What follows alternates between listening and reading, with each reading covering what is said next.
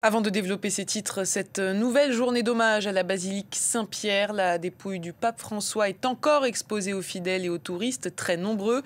Plus de 60 000 personnes ont déjà défilé devant le maître-autel pour rendre un dernier hommage au souverain pontife. On rejoint notre correspondante à Rome, Natalia Mendoza. Bonjour Natalia, vous êtes avec une invitée. Oui, effectivement, je me trouve avec Yvonne Rengoat, même membre de la congrégation des Salésiennes de Don Bosco.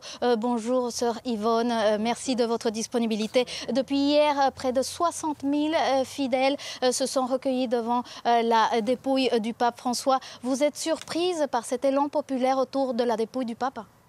Non, je ne suis pas surprise. J'ai toujours pensé que beaucoup de monde viendrait se recueillir auprès du pape François parce qu'il a été très aimé. Le pape François a eu le don de la rencontre, du lien avec les gens, des plus simples, des plus pauvres jusqu'aux puissants de ce monde.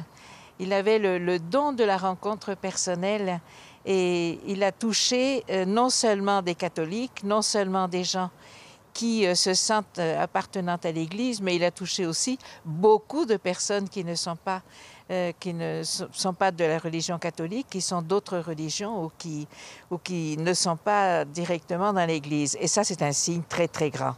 Non, c'est une grande joie de voir beaucoup de monde. Vous êtes aussi membre de la congrégation pour les évêques de la Curie romaine, le gouvernement de l'Église. C'est le pape François qui vous a nommé.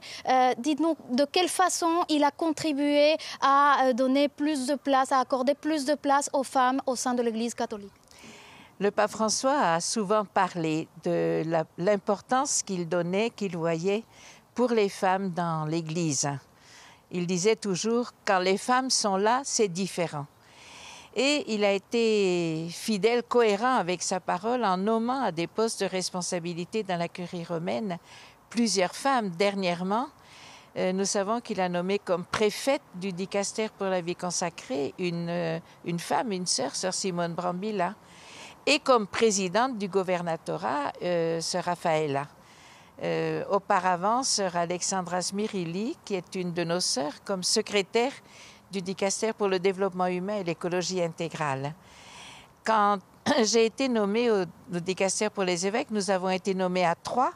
Nous avons été les 3 premières femmes à faire partie du dicaster avec les cardinaux et les évêques, et vraiment avec une responsabilité. Alors, je crois que c'est un signe que le pape François a voulu donner qui est sans retour, à mon avis. Merci beaucoup, sœur Yvonne. Vous participerez également aux funérailles du pape samedi prochain, des funérailles qui démarreront donc à 10 h sur la place Saint-Pierre samedi prochain. Merci beaucoup.